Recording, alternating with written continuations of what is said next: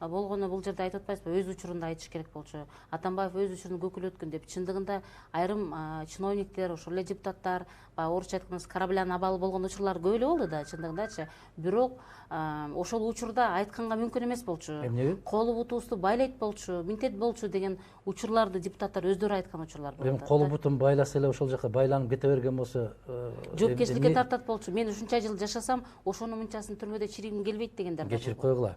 Алар мен 25 жылдан бери саясатта жүрөм. Мен эмне болсо да түз өзүмдүн пикиримди айтам. Коркосуңбу? Келбе саясатка. Бар да базардагы жумушуңду аткара бер. Эмне кыласың? Келип элдин өкүлүмүн деп, эгер сенин коркуп жанагы кийин айтышты го, эгерде Жээнбеков бизди колдобогула десе, колдобойт элек да, колду деди өкмөттүн 1 жылдык отчетун колдоп бердик дешип атпайбы? А кечээ эле ушулар айтышпадыбы? Колу бутубузду бурап, Атамбаев ушуну кабыл алып бергиле дегенден алып бергенбиз деп. А бүгүнкү күндө Атамбаев ошонун баарын жалгыз жасаган жок да. Мен кечээ айтып атам. Соттолуп аткан кимде? Соттогондор кимдер? Күнөө артып аткандар кимдер да? Күнөөлүү кимдер? Чогуу эмес билиңер, бир казанада кайнап атпадыңар беле? А эми ошонун баарын чогуу жасап алып, силер момоюп, мурутуңарды сылап коюп, анан бир кишиге одара салган болбойт. Жоопкерчиликти сезе билүү керек дагы, айтыш керек да. Биз аябай кыргыз жаңы тарыхында аябай уят болдук. Биз сабатсыз болдук. Биз баягы көзү ачыла элек мышыктын балдарындай болуп, ар жакты бер жакты карап, өкмөттүн башчысы деле айтпадыбы? 1 жыл биз караштырдык. Оюнчукпуз ага караштыра турган, ал бала бакчабы. Эми биз мындан ары карай иштейбиз. А 1 жыл сен эмне элдин тагдыры менен ойнодуңбу? Анан ушул биздин коллегалар ушу суроо берди, журналисттер айтып атпайбы? 1 жылдын ичинде 9 өкмөттүн мүчөсү кетти. Ага кандай карайсыз? Алар менин командамдан эмес болчу дейт.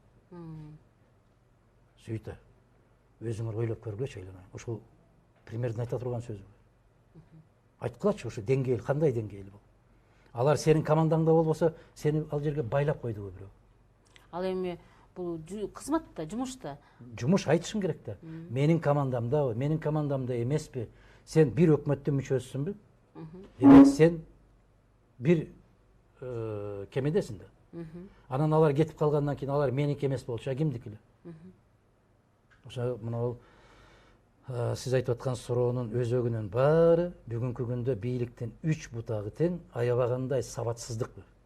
Өтө сабатсыздык. Баягы сиз кээ бир сөздөрдү айтып атпайсызбы? Орусча айтканда мындай деп. Мен эч бир сөздү кошуп сүйлөгүм келбейт. Бирок өтө майдаланып кеттик биз. Аябагандай майдаландык.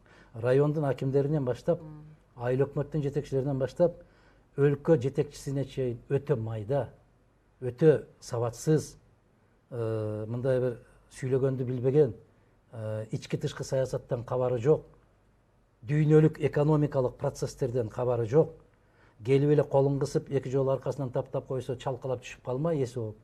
Бул өксүктүк оорудан арылбаган, кокустан келип калган, баягы кандай деп айтсам бир сөздүн мындай бир кадырын кетирбестен туруп айткым келет.